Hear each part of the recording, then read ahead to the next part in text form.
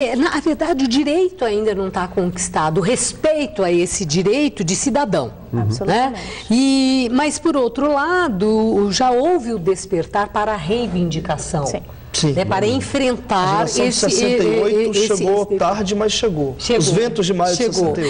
Agora a questão ainda, eu queria só voltar para a escola, né, porque o futuro está ali sendo formado. Os valores que estão sendo passados são os mesmos de décadas passadas, dos quais nos ressentimos todos, do desrespeito a direitos humanos e o respeito à orientação sexual faz parte. Né, do que nós estamos falando aqui agora, desse universo. Então, a indagação é isso. Existe uma mudança, as escolas, elas têm as suas aulas de educação sexual. Não tem isso nas escolas, quando as crianças vão chegando? Né? Mas elas têm, mas elas tocam, elas falam, as escolas abordam esse tema da orientação sexual, ou passa batido, pelo amor de Deus, não toca nisso que eu não sei o que fazer. Eu acho que a questão começa com o preparo dos próprios professores. Isso. Né? Porque muitas vezes eles não foram devidamente capacitados para levar essa discussão de forma... Né? Acho que a legislação tem avançado nesse sentido, né? Toda a revisão dos parâmetros curriculares, né? Tratou de tirar todos os exemplos de racismo, de homofobia, de discriminação da mulher, etc. Mas entre isso, estar na legislação e ser praticado lá na ponta, nas escolas do Brasil afora, ainda estamos muito distantes. Né?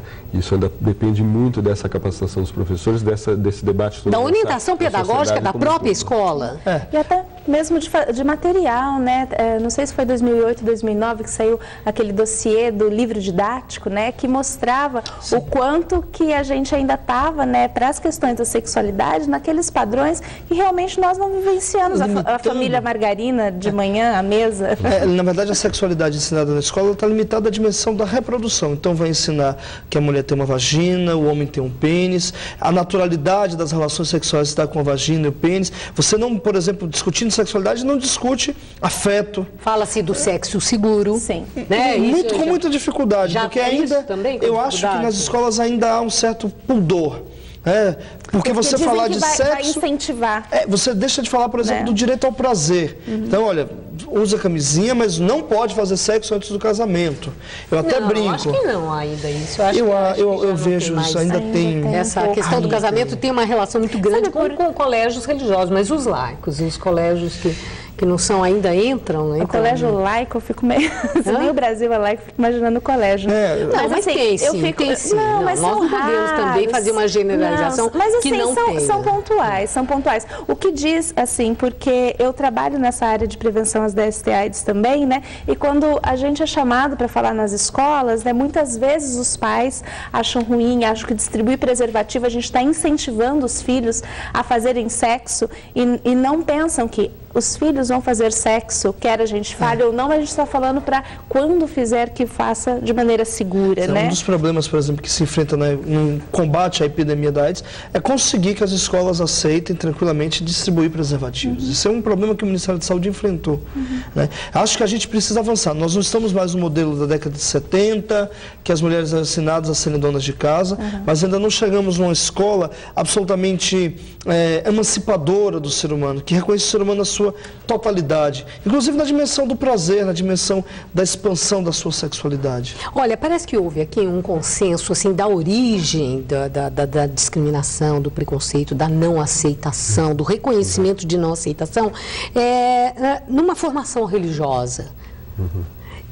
Mas a gente pode generalizar nesse sentido que todas as religiões mantém essa visão, ou podemos falar em visões mais progressistas em relação à diversidade inclusive quando se fala de homossexualidade? Existe isso? Ou todas as religiões são conservadoras e, como lá na Argentina aconteceu, chamariam um projeto para o casamento civil de pessoas do mesmo sexo de projeto do demônio? como lá foi chamado? Eu acho que tem algumas religiões que tocam mais sutilmente, né? Nenhuma religião, pelo menos até onde eu conheço, né? A não ser aquelas igrejas que a gente... As igrejas inclusivas. As igrejas inclusivas que são abertamente, né? Chamam esses fiéis a si, né? Mas, assim, as religiões mais tradicionais que a gente tem no Brasil... Católicas, evangélicas... Mesmo a espírita mesmo, né? Espiritismo então, também, é? E de maneira diferente, né? Mas todas não têm isso que o Dimitri estava falando, né? Dessa coisa da abertura, da discussão, né? De enxergar que é a vivência da sexualidade. Nas sinagogas também, né? Teria isso também? Eu não saberia precisar dados concretos, eu não mas tenho essa bagagem também. Conheço um militante que é do movimento dos judeus gays e ele é voz única e bastante repreendido, solitária dentro desse espaço. Acho que, na verdade, a matriz do trabalho das religiões são os dogmas, que não podem ser tocados sob pena de você desestruturar o arcabouço.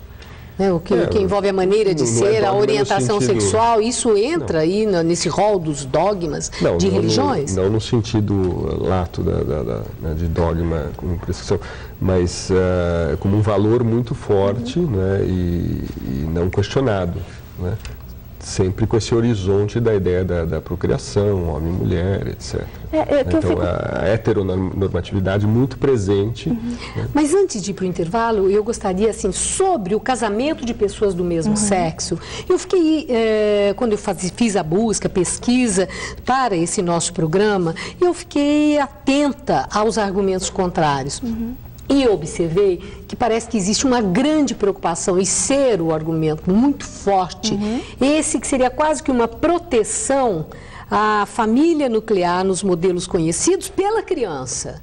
Que crianças não poderiam viver, crescer e se desenvolver de forma saudável numa família em que pai e mãe, em que os dois, o casal, seriam pessoas do mesmo sexo, que isso traria para a criança problemas no desenvolvimento da personalidade. Parece que existe essa convicção como força de argumento. Que resposta vocês têm no sentido de convencer que não faz diferença ser um casal heterossexual ou um casal homossexual? Esse tipo de argumento nunca foi provado com nenhum tipo de pesquisa, né? As pesquisas que se tem nesse sentido, né, e sempre conclamam a psicologia para dizer que vai fazer mal para as crianças, né? Eu, como psicóloga, digo, não é assim, né? O que as crianças precisam? As crianças precisam de limites, as crianças precisam de amor para desenvolver com afeto. Não importa quem dá, é a avó, se é um casal do mesmo sexo, se são de sexos diferentes, né? E quando se fala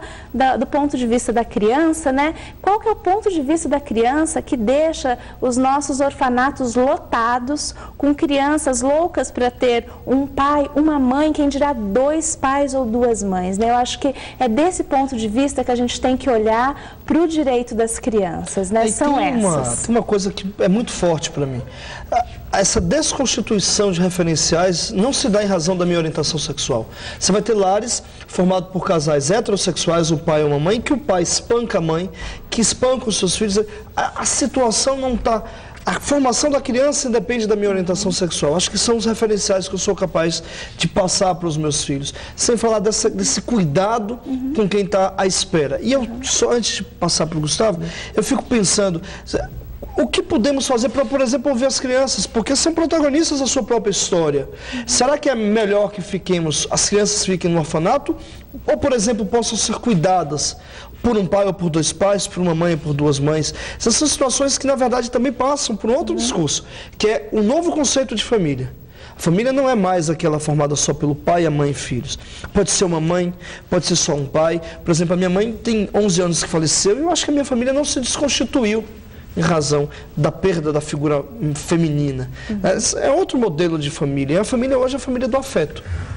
Nessa questão, Gustavo, eu gostaria de ouvi-lo também, nesse argumento tão forte em nome da proteção à criança. Na verdade, há uma falácia muito grande, porque uma grande parte, 1/3 dos lares brasileiros, por exemplo, não tem sequer a figura do homem, né? Quer dizer, esse modelo do casal. A mulher é o chefe de família. A mulher é o chefe da família, né? Então a gente está trabalhando em cima de um ideal que, além de não ter nenhuma base que o justifique, não é? Que acaba sendo fonte de discriminação.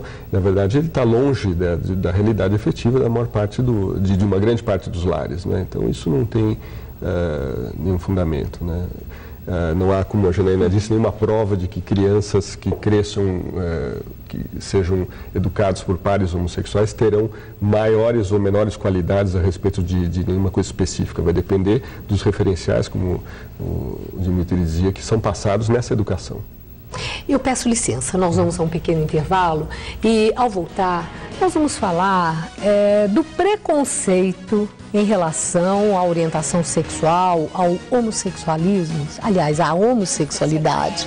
É interessante ficar atento ao uso do termo correto, a homossexualidade, no ambiente de trabalho, na carreira profissional. Até que ponto isso está sendo entrave para muita gente competente.